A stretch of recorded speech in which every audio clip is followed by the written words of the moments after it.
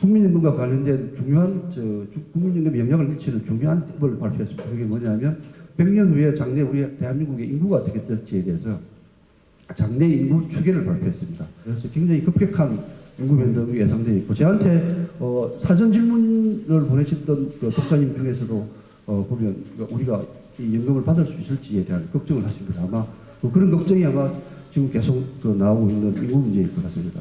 그러니까 노후준비에 대한 많이 말씀드렸죠. 4가지를 해야 되는데 그 중에서 가장 부족한 부분이 적정소득입니다. 이 100점 만점에 국민연금연구원에서 조사했을 때 이 평균은 55점인데 그 중에서 소득 보상, 소득 준비가 제일 덜 돼 있습니다. 그나마 그래도 제일 상대적으로 나은 부분이 건강관리입니다. 건강관리고요. 즉 소득 분야의 핵심이 국민연금입니다. 여러분께서 지금 국민연금을 받으시는 분도 있을 테고, 그 다음에 국민연금을 받으려고 지금 앞두고 있는 분도 계실 겁니다. 비슷한 조건으로 맞춰서 비교하면 우리는 국민연금은 50만 원이고 공무원연금은 235만 원이니까 굉장히 차이가 많이 나죠. 그래서 국민연금 하나만으로 이렇게 노후 준비를 하기에는 굉장히 아쉬운 부분이 많습니다. 그리고 이 소득 대체율이라는 게 있는데 제가 만약에 40년 가입했을 때 제가 100만 원 40년 동안 100만 원 월급을 내면 매달 9만 원씩 보험료를 내게 됩니다. 그러면 그 40년 후에 국민연금이 얼마 나오냐 그러면 지금 작년에 45만 원입니다. 올해 기준으로 하면 44만 5천 원 나옵니다. 44.5%로 이렇게 줄었고 40년 국민연금 가입하는 사람 거의 없습니다. 그래서 실제로 가입하는 기간을 따지면 한 20% 정도밖에 안 됩니다. 그래서 금액이 굉장히 낮은 편입니다. 그래서 이 보시면 노후생활비가 이 국민연금연구원에서 매년 노후생활비를 조사하는데 보면 한 사람이 한 153만 원 정도가 적정하게 있어야 되고 그 다음에 최소한 한 108만 원, 100만 원 정도 있어야 되는데 그거에 비하면 아까 51만 원이 굉장히 미흡하죠. 그래서 아직까지는 국민연금이 여전히 기능이 부족하다고 생각하고 있고요. 국민연금은 최소한 10년을 보험료를 납부하셔야 됩니다. 10년 납부하시고 62세부터 받을 수 있습니다. 지금까지는 국민연금에 대한 간략한 제도 설명이고요. 이제는 어떻게 하면 여러분들께서 관심이 많은 국민연금을 어떻게 하면 최대한 활용할 것인가. 보시면 국민연금은 이렇게 굉장히 높은 수익률을 살아갑니다. 20년을 가입한다고 했을 때 이렇게 30만 원에서 468만 원까지 이게 보험료를 매기는 소득 기준이 딱 정해져 있습니다. 정해져 있는데 제일 낮은 구간에 자기가 20년 가입하면요, 자기가 낸 보험료의 8배를 받습니다. 이렇게 주는 금융상품은 없습니다. 그 다음에 제일 높은 구간에도 1.4배를 줍니다. 그래서 국민연금이 낸 것보다 많이 주기 때문에 재정이 고갈된다는 얘기가 나오는 것도 어찌 보면 당연한 일일 수도 있습니다. 금융회사의 연금은 한번 정해지면 거의 그 상태로 계속 평생 가는 경우가 많습니다. 그런데 국민연금은 매년 소비자 물가 상승률만큼 올려줍니다. 그러니까 그게 화폐 가치가 떨어지면서 국민연금의 가치가 떨어지지 않도록 이렇게 계속 조정을 해주고 있고요. 그 다음에 그보다 더 중요한 거는 제가 90년에 입사해가지고 90년에 그 당시에 제가 월급을 한 300만 원을 받았으면 그 300만, 지금 퇴직할 경우에 그 300만 원으로 계산하는 게 아니고 재평가, 현재 돈으로 다시 환산을 해가지고요. 지금 돈으로 환산해 줍니다. 그 재평가를 해서 재평가율이라는 게 있습니다. 그걸 해서 지금 돈으로 다 환산해가지고 그러면 지금부터 연금을 얼마 줄지를 계산해 줍니다. 그래서 국민연금이 갖고 있는 장점 중에 가장 큰 장점 중에 재평가를 한다는 거하고 그 다음에 이렇게 물가 상승률을 반영해 준다는 게 굉장히 중요합니다. 이 가구소득을 재평가했을 때 여기 보면 이런 예가 있습니다. 이분의 예인데 재평가를 안 하면 이분은 117만 원의 연금을 받는데 계속 그 이후에 이어진 소득을 재평가할 경우에 이분은 연금이 169만 원, 그러니까 재평가를 해주면서 169만 원이 되는 거지 재평가를 제도가 없으면 굉장히 좀 낮죠. 지금도 낮은데 더 낮겠죠. 그래서 재평가 제도가 굉장히 국민연금한테는 다른 사적연금과 이렇게 구별되는 장치입니다. 그다음에 국민연금에 또 부양가족이 있으면 부양가족 연금을 줍니다. 그렇게 금액은 많지 않습니다. 이렇게 배우자가 있으면 배우자가 있거나 아니면 미성년 자녀가 있으면 그만큼 국민연금에서 한 해에 한 20여만 원 정도 더 줍니다.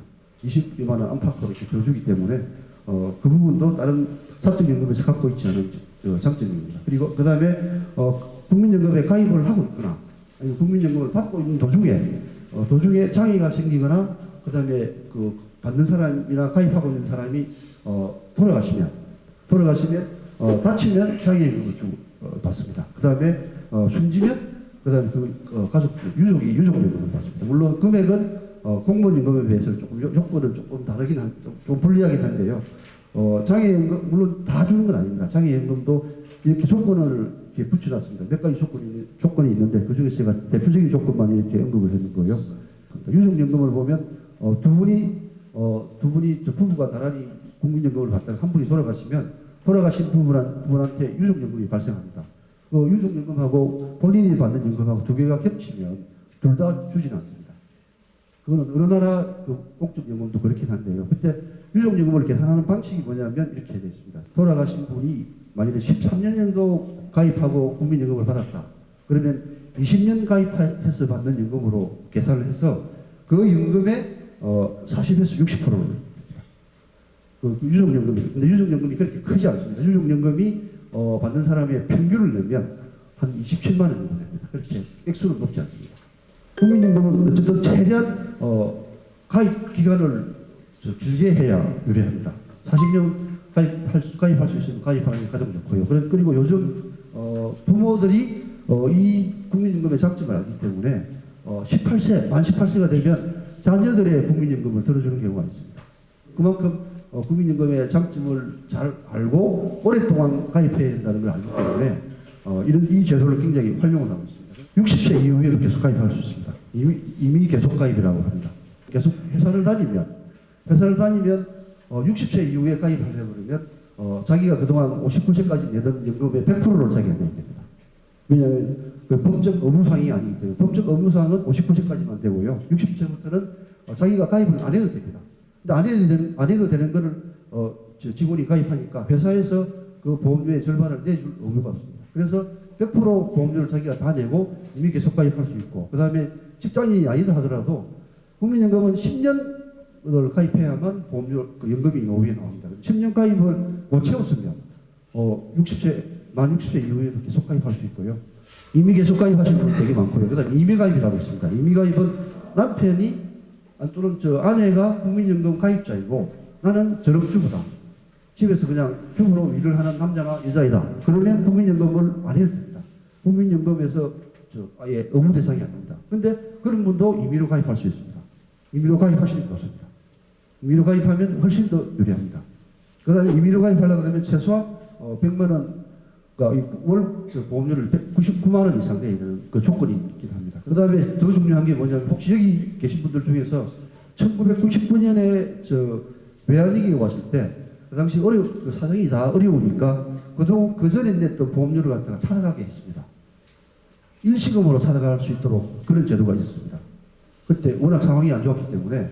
근데 그 일시금으로 찾아간 그 보험료를 지금 반납할 수 있습니다. 다시 낼 수 있습니다. 그 내는 게 굉장히 중요합니다. 왜냐하면 국민연금은 1988년에 제도를 시행했는데 88년부터 99년까지의 그때가 제일 국민연금의 수익이 제일 높을 때입니다. 근데 99년 이전에 자기가 찾아간 돈을 물론 이자는 내야 됩니다. 법정 이자는 내야 되는데 이자를 붙여서 지금 반납을 하면 그 수익 조건이 99년 이전 걸로 다시 회복이 됩니다. 90년대는 이 소득 대체율이라는 게 70%, 지금은 굉장히 아까 점점 낮아지게 돼 있고 올해는 34.5까지 떨어졌습니다. 그래서 일시금을 혹시 받았으시면 지금이라도 반납을 하시는 게 좋고요. 반납하시는 분들이 연간 한 10만 명 정도로 계속 이렇게 유지되고 있습니다. 그 다음에 보험료를 그 전에 안 냈던 분들도 지금 추후 납부할 수 있습니다. 추납이라는 제도가 있습니다. 지역가입자로 있다가 내가 사업을 하다가 사업이 어려워져서 사업에 실패했다. 그러면 내가 수입이 없으니 보험료를 낼 수 없으니 국민연금공단에 가서 내가 납부를 좀 안 할 수 있게 해달라. 그러면 납부 외예자로 인정을 줍니다. 그러면 일정 기간 동안에 자기가 수입이 없는 기간 동안에 보험료를 안 내도 됩니다. 아까 말씀드렸듯이 내가 결혼을 하면서 전업주부가 됐다. 그러면 국민연금에서 빠졌습니다. 그 빠진 기간, 그 다음에 납부 외예로 있던 기간에 보험료를 지금 납부할 수 있습니다. 지금이라도 납부하시면 훨씬 더 유리해집니다. 이거 원래는 납부 외예자라고 말씀드렸던 아까 그 보험료를 일정 기간 안 내도록 유예를 받은 분들만 이 추후 납부가 가능했는데 전업주부 추후 납부가 가능해진 거는 2016년 11월입니다. 11월 30일부터 가능해졌는데 제가 한 몇 년간 왜 이걸 안 해주냐. 전업주부에 대한 차별이다. 계속 기사를 썼거든요. 제가 이 제도를 바꾸는 데 상당히 기여했습니다. 혹시 여러분들께서 그 다음에 주부납부를 활용하시면 저를 좀 기억해 주세요. 제가 많이 기여했다는 걸 좀 기억해 주셨으면 좋겠습니다. 농담이고요. 어쨌든 전업주부도 지금은 그 주부납부할 수 있는 길이 열려 있기 때문에 이 제도를 활용하시는 게 제일 좋고요. 휴납을 하려면 하루라도 빨리 하는 게 좋습니다. 왜냐하면 지금 이렇게 말씀드린 대로 이렇게 점점 소득대체율이 줄고 있습니다. 줄고 있는데 휴납을 하는 시점에 해당하는 소득대체율을 적용합니다. 제가 만약에 올해 휴납을 하게 되면 올해 소득대체율은 44.5%입니다. 내년에 하면 44%가 됩니다. 이거 지금 하는 게 유리하죠. 그 다음에 보험료를 안 낸 금액을 미납금이죠. 미납금을 납부할 수도 있고요. 그 다음에 국민연금을 받을 수 있는데 국민연금 받는 시기를 늦출 수도 있습니다. 만약 62세 올해부터 62세 도래하는데 내가 다른 소득이 있다. 그러면 당장 급하지 않으면 국민연금을 연기하면 연기하는 만큼 월 0.6%의 연금이 늘어납니다. 자기가 받을 연금을 다 연기할 수도 있고 내가 그러면 50%만 받고 50%를 연기할게. 이렇게 할 수도 있습니다. 연기하는 시점 62세에서 할 수도 있고 63세에서 할 수 있고 다 할 수 있습니다. 그러니까 연기임금 제도는 만일에 여건이 된다 그러면 이게 굉장히 시중에 있는 금융상품보다 훨씬 더 유리합니다. 물론 빨리 돌아가시면 안 됩니다. 이거는 피하셔야 됩니다. 이게 뭐냐면 5년간 62세면 올해는 57세부터 연금을 당겨서 가불해서 받을 수 있습니다. 대신에 최대 30%를 깎아야 됩니다. 제가 만일에 62세부터 100만 원 받을 수 있다 그러면 올해부터 받기 시작하면 70만 원 받습니다. 70만 원 받는데 70만 원이 올라가느냐? 아까 물가만큼 올라가는 거 빼고는 평생 70만 원 베이스로 계속 갑니다. 근데 평균 수명까지 계산해 보면 이렇게 땡기받는 게 불리합니다. 그래서 제가 항상 조기 노령연금은 피해야 되고 이건 독배입니다. 독배를 마시면 안 됩니다. 이걸 피하셔야 되고요. 그 다음에 공적 연금 연계제도라고 있습니다. 지금 아까 저한테 사전 질문을 주신 분 중에서 국민연금에 8년, 공무원연금에 15년 가입했는데 연금을 받을 수 있냐고 누가 질문을 하셨습니다. 근데 그건 가능합니다. 두 제도를 합해서 가입 기간이 20년이 되면 받을 수 있습니다. 대신에 자기가 낸 만큼 국민연금 10년 했으면 10년만큼 국민연금, 공무원연금 10년 했으면 공무원연금 10년만큼 받을 수 있습니다. 국민연금을 받는데 제가 지금 일을 하면서 소득이 있다. 그러면 깎입니다. 그러니까 세전 소득으로 4천만 원 정도가 있으면 그때부터 국민연금을 깎습니다. 깎는데 소득 범위에 따라서 얼마만큼 초과하는 범위에 따라 다른데 최대 50%를 깎습니다. 그러니까 이럴 바에 내가 지금 일을 하고 있는데 이 조건에 해당해서 깎일 바에 차라리 아까 말씀드린 대로 연기하는 게 없습니다.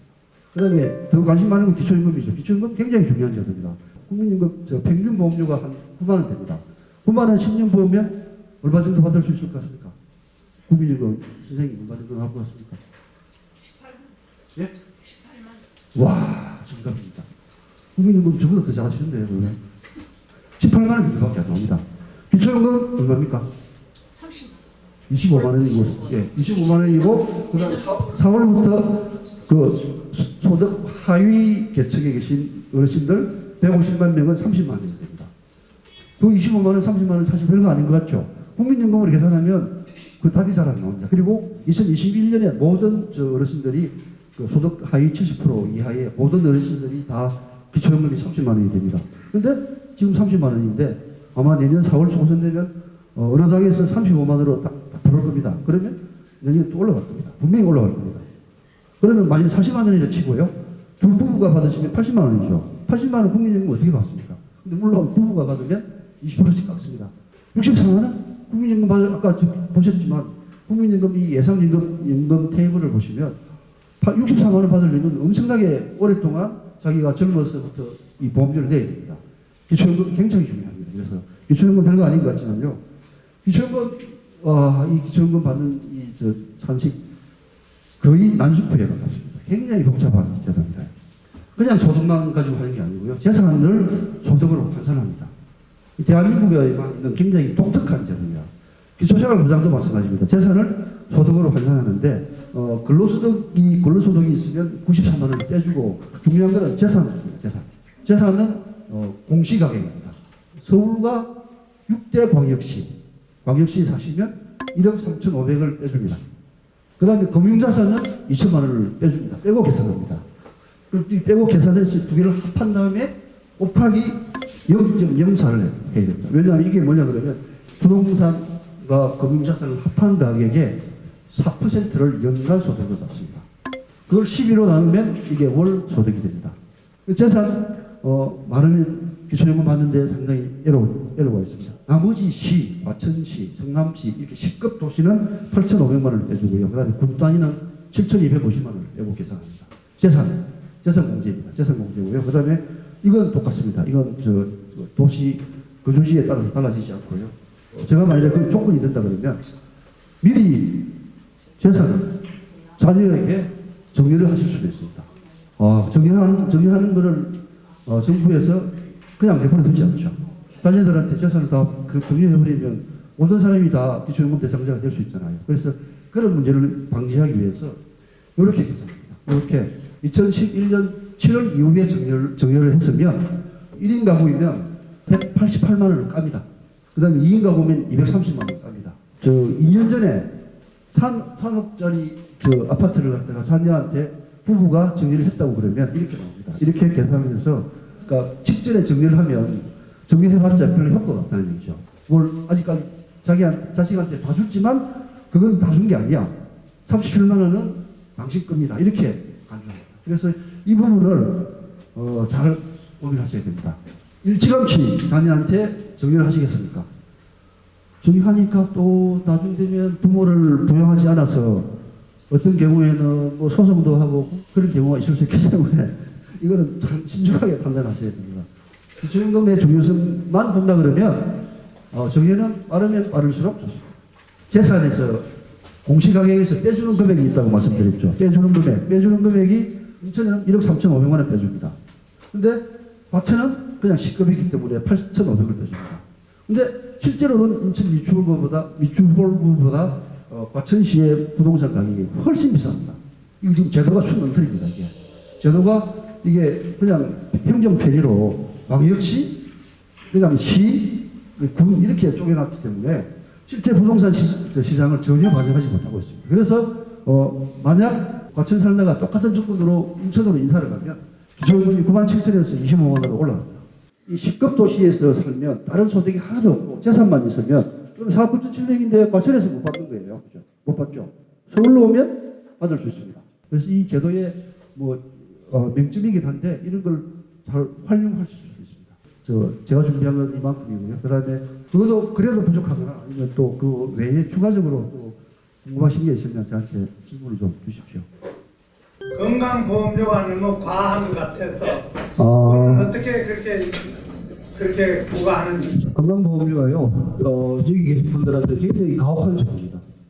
왜냐하면 지금은 그래도 작년 7월에 제도를 바꾸면서 조금 완화됐는데 32평 아파트 있으면 재산 그 아파트에 딸린 보험료만 지금도 마찬가지입니다. 지금도 한 15만 원 나옵니다. 평균적으로 한 15만 원 가까이 나오기 때문에 다른 건 몰라도 자기가 사는 집은 가액의 금액에 관계없이 그건 빼줘야 하지 않느냐. 그건 주거권이라고 생각하는데 근데 아직까지 대한민국에서 소득에 대해서 보험료를 그만큼 더 걷어야 됩니다. 그러면 재산에 대한 보험료를 낮춰줘야 되는데 낮추려면 소득에 대한 보험료를 올려야 되는데 그게 사회적으로 합의하기가 쉽지는 않습니다. 그리고 차가 있으면 또 차에 대한 보험료도 내는데 지금 차 보험료를 많이 줄였습니다. 많이 줄였고 그 다음에 심지어는 지역가입자 같은 경우에는 애가 한 명 태어나면 한 4천 원 정도의 인두세 성격의 보험료가 부과되는데 그 부분 그런 가혹한 부분들은 많이 좀 정비가 됐는데 아파트나 이런 부동산에 관련된 보험료는 여전히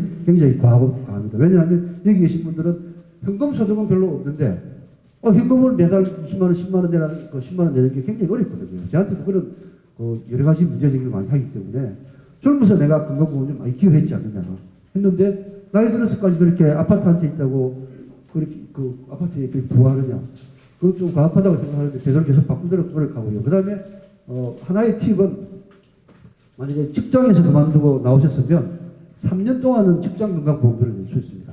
자기가 냈던 만약에 자기가 직장에서 건강보험료를 갖다가 20만 원 냈으면 회사에서 10만 원 부담하고 자기가 부담한 거 10만 원이지 않습니까? 그러면 자기가 부담한 보험료 10만 원만 3년 동안 낼 수 있습니다. 이미 아까 말씀드렸던 국민연금의 임의 계속가입과 비슷한 제도입니다. 근데 자기가 계산할 때 지역가입자로 계산해보니 그 지역가입자 보험료하고 임의 계속가입자 직장가입 그 보험료하고 비교했을 때 낮은 쪽을 선택하시면 됩니다.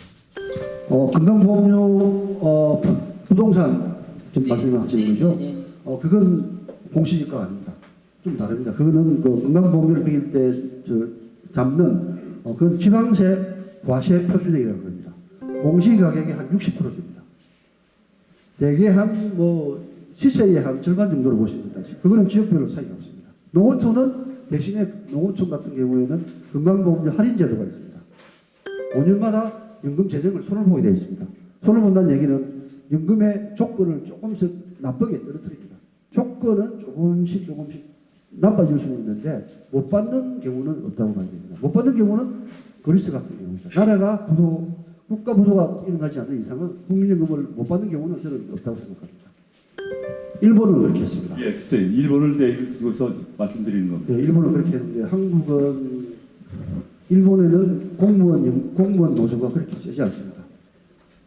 2015년에 공무원연금의 조건을 이렇게 좀 계획했는데 절대 공무원들의 저항이 엄청났습니다. 제가 그 공무원연금을 계획해야 되는 이유에 대해서 기사를 쓰면 거의 폭탄, 엄청나게 저항을 받습니다. 선진국도 마찬가지입니다. 그래서 그게 논리적으로는 공무원연금을 줄여서 왜 공무원연금만 따로 그렇게 하느냐.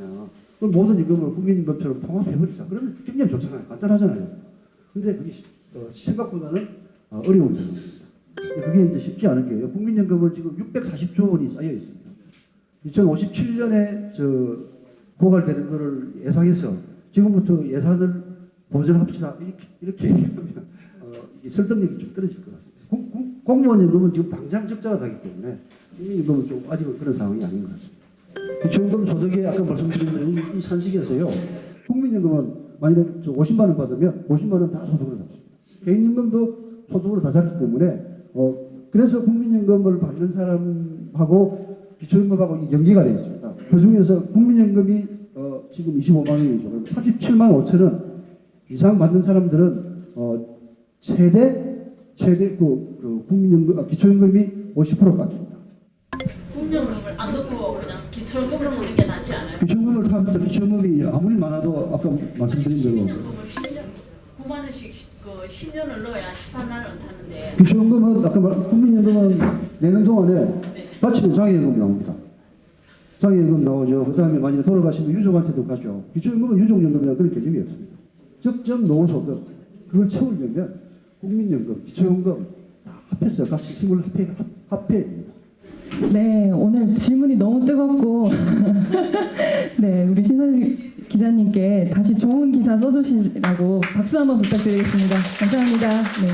제가 오늘 아까 장애연금 두 개만 아니면 제가 오후 내내 하고 싶은데 이렇게 중간에 그만둬서 죄송하고요. 그 다음에 국민연금 기사, 기초연금 기사, 중앙일보만큼 좋은 기사, 좋은 신문 없습니다. 방송에서 그렇게 쓸 수 없습니다. 제가 이렇게 말하는 거 1시간 동안 방송에서 프로그램 못하죠.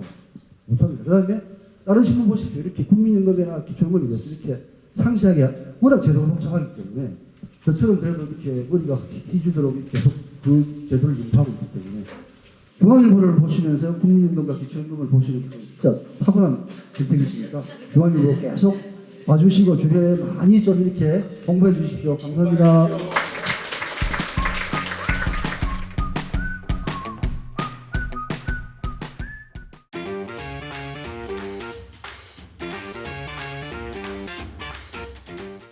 우리나라 사람들이 이전부터도 그랬지만은 노후 준비로서 내가 월세를 수익형 부동산을 통해서 월세를 좀 받아볼까 하는 사람들이 많이 있습니다. 제가 오늘은 이제 거기에 대해서도 반대로 수익형 부동산이 아닌 금융에서 월세 받는 것에 대해서 한 말씀을 드리겠습니다.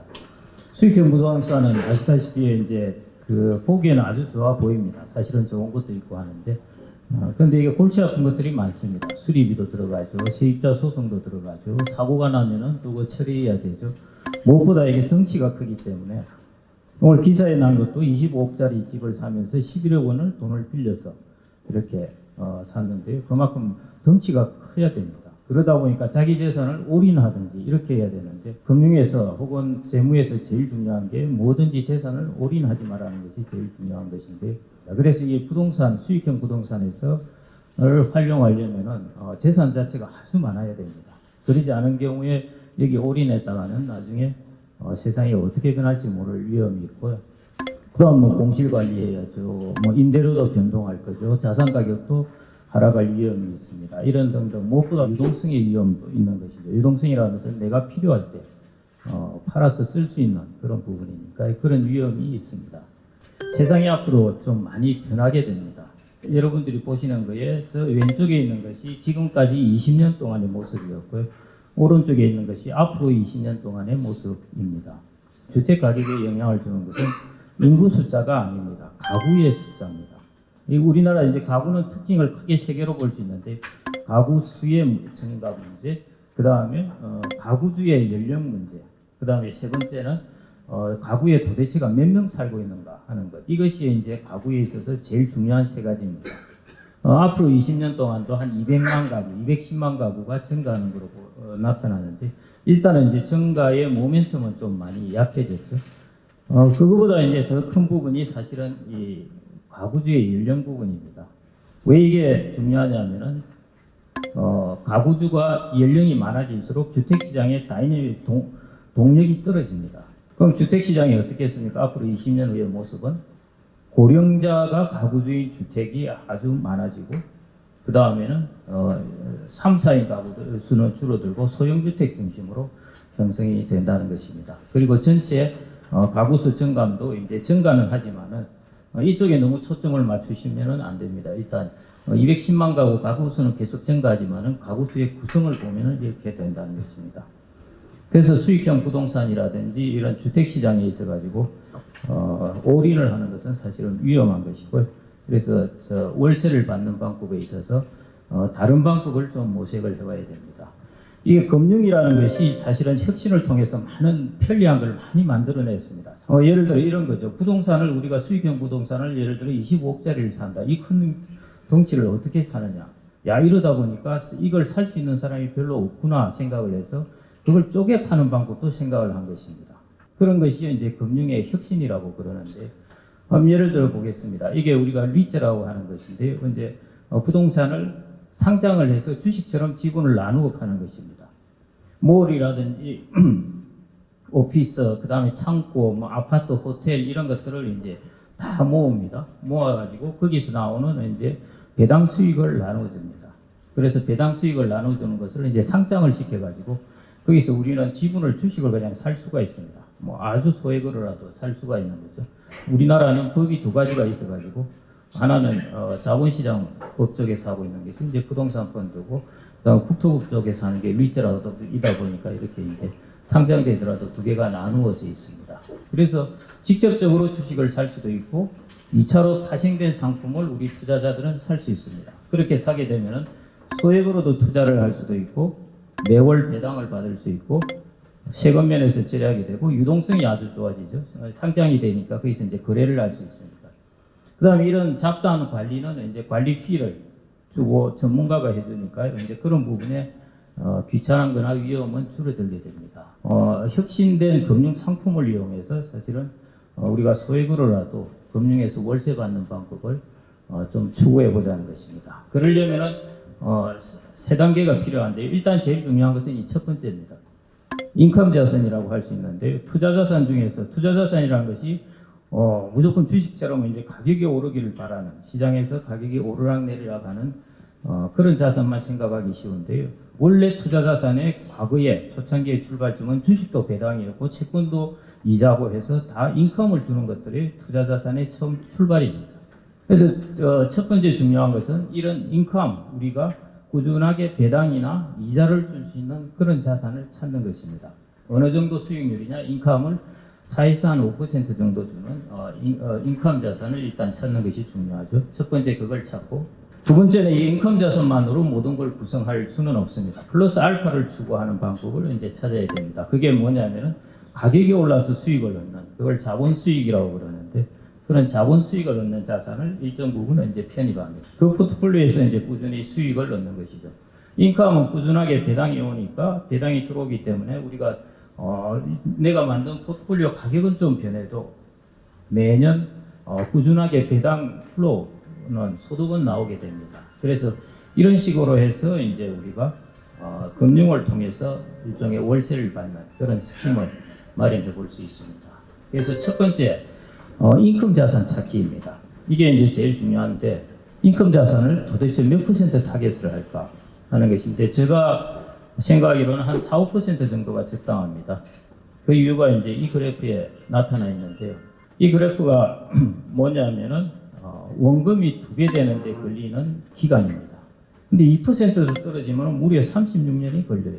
1%로 떨어지면 72년이 걸립니다. 일본처럼 금리가 0.1% 같으면 몇 년이 걸리겠습니까? 720년입니다. 정확하게는 한 693년이 나오는데 조선왕조보다 훨씬 긴 세월을 기다려야 원금이 2배 될 정도입니다. 자, 0.1%와 4%의 차이가 이렇게 큰 겁니다. 그래서 우리는 여기서 이 정도로 이렇게 쭉 끌어올리자는 것이죠. 근데 여기서 1위로 한번 끌어올리볼까 하는데 여기는 리스크가 훨씬 커집니다.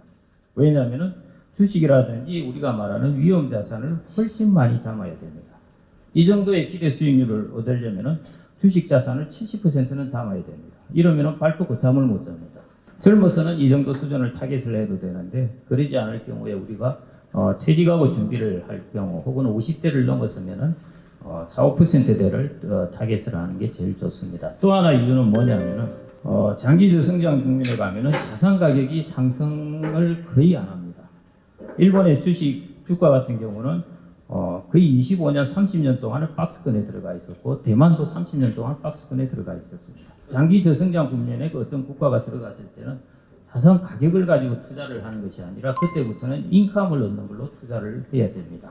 이게 일본의 아파트의 이제 그 임대료 같은 게 일본이 거의 금리가 뭐 0.1%, 1% 할 때도 임대료는 일본 같은 경우는 4.5에서 5.5 사이 정도로 왔다 갔다 합니다. 그리고 일본 리츠도 그래서 마찬가지.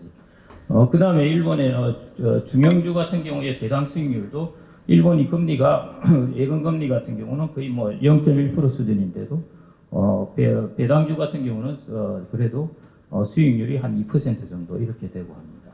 그래서 인컴에 투자하는 것은 장기 저성장 국면에서 이런 위험을 훨씬 줄여주게 됩니다. 우리나라가 향후에 제가 판단키로는 거의 뭐 장기 저성장 국면에 들어갈 확률이 아주 높기 때문에요. 우리나라 국내 자산에 투자할 때는 인컴을 노리는 것이 좋습니다. 절대적으로. 또 하나 인컴의 장점은 여러분들이 돈을 빌려주실 때 예를 들어 1,000만 원을 빌려주시고 나서 매년 100만 원씩 이렇게 중간중간 받는 거하고 10년 후에 1,000만 원을 바로 받는 거하고 당연히 위험은 10년 후에 1,000만 원을 바로 받는 게 훨씬 위험하죠. 그 사이에 문제가 생기면 큰일 나니까 100만 원을 중간중간 이렇게 빼내서 받으면 위험도 적어집니다. 인컴 자산이라는 게 그런 것입니다.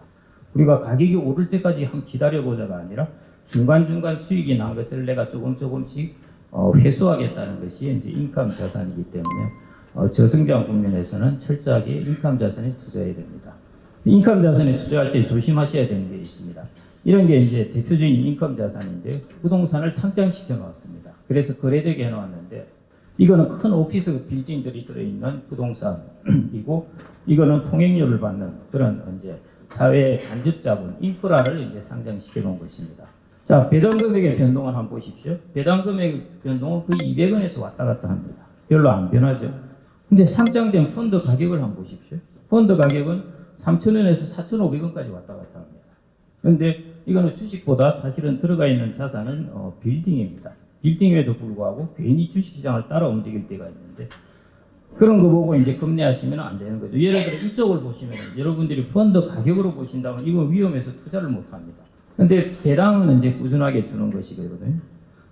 이 인컴 자산을 볼 때는 이쪽 상장된 그 주식의 가격을 볼 게 아니라 이쪽에 소득의 변동, 배당금의 변동이 얼마나 큰가 이렇게 보셔야 되고 이것도 인프라 자산을 상장해 놓은 것도 마찬가지입니다. 인컴 자산의 대표적인 게 이제 채권이죠. 근데 국채 금리는 너무 낮다가 보니까 조금 높은 이제 수익률을 취하로 움직이죠. 그 중에 대표적인 것이 이제 브라질 국채입니다.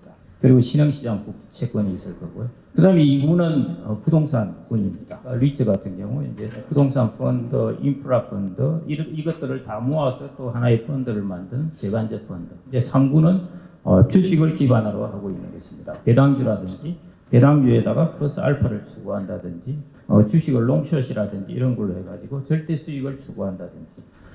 그래서 이게 어떻게 투자를 하느냐? 가격을 보고 투자를 하시지 말고 그냥 원하는 인컴 수익률이 되면은 매수 후에 장기 보유하면서 배당 소득을 얻는 게 사실은 원칙입니다.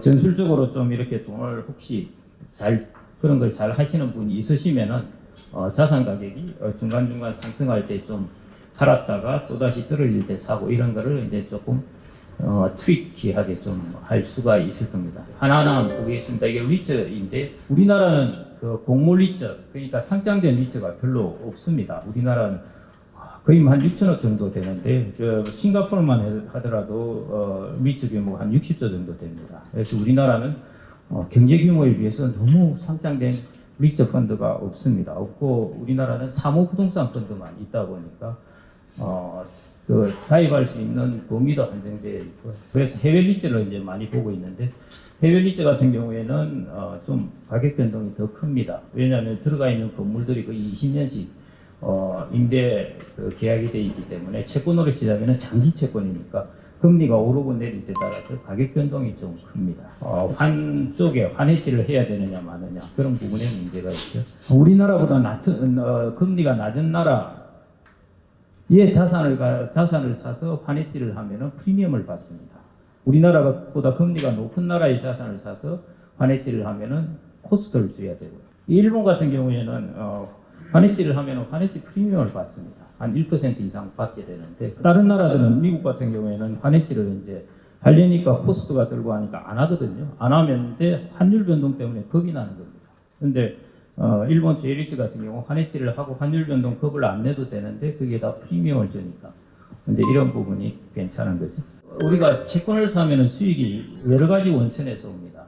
캐리 수익, 우리가 이자 수입으로 얻는 거. 그 다음에 금리가 오르내리고 해서 자본 차익, 그 다음에 이제 환율, 브라질 국채 부분을 이게 이제 많은 분들이 사실은 사셨고 이게 변동이 큽니다. 근데 브라질 국채를 사고 나서 관심을 가져야 될 것은 캐리 수익입니다. 금리가 변동해서 가격이 오르는 것도 신경 쓸 필요 없고 환율이 변동하는 것도 신경 쓰지는 안 되고 내가 딱 사면은 받기로 되어 있는 이자 이 부분에 이제 신경을 쓰셔야 됩니다. 예를 들어 우리가 10% 이자를 받기로 했다면은 환율이 50% 절하되더라도 우리가 원화로 받았을 때는 5%를 받게 됩니다. 그러니까 환율 변동이 아주 크더라도 원화 수입을 받는 인컴 변동은 그렇게 크지가 않습니다. 그래서 브라질 국채를 사실 때는 내가 받는 인컴만 신경 쓰시고 그 다음에 항상 이 이머징 국가는 항상 환율이 급납니다. 그래서 이머징 국가는 이머징 국가라고 할 만한 이유가 반드시 있습니다. 있기 때문에 그냥 분할해서 사시는 게 제일 좋습니다. 분산해서. 그 다음에 이제 배당주 같은 경우가 있고요. 우리나라는 이제 배당 수익률이 나빠서 조금 문제인데 글로벌 배당주도 해볼만 하고요. 인컴 부분에서 알파 부분인데 꼭 하나만 말씀드리겠습니다. 자본 차익을 얻으시려면 자산 가격이 오르는 걸 통해서 돈을 벌고 싶다면은 주식 시장이라면은 앞으로 철저하게 국내 시장을 떠나셔야 됩니다.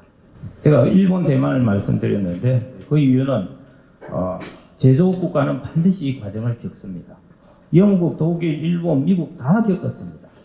영국도 70년대에 엄청난 어려움을 겪었어요. 그때 대처가 들어왔을 때였죠. 어느 나라든지 이 과정을 제조업으로 성장하면서 겪게 되니까 우리나라가 지금 이 과정에 들어와 있습니다. 진작 들어왔어야 되는데 중국 시장이 커지면서 잠깐 그게 연기가 되는 겁니다. 예를 들어 미국 시장은 주식에 캡티브된 사회입니다. 그래서 미국은 주가가 떨어지면은 중앙은행도 나오고 여기저기서 나와서 주가가 떨어지는 것을 막으려고 정부도 나오고 해서 다 난립니다. 우리나라는 어디에 캡티브되어 있겠습니까? 우리나라는 부동산에 캡티브된 사회입니다. 자, 여러분들이 주식을 사신다면은 주식에 캡티브된 국가의 주식을 사야 되겠습니까? 부동산에 캡티브된 국가의 주식을 사야 되겠습니까? 그래서 글로벌로 반드시 나가야 된다는 것입니다. 글로벌로 나가도 어디를 나갈 것인가? 지금 4차 산업혁명 이야기가 많이 나옵니다. 4차 산업혁명의 주된 수요처가 어디냐 하면은 핸디캡, 비핸디캡이라고 했습니다. 그러니까 불편한 사람들을 위한 것이라는 것입니다. 잘 안 들리고 걷기가 불편하고 관절이 안 좋고 등등입니다.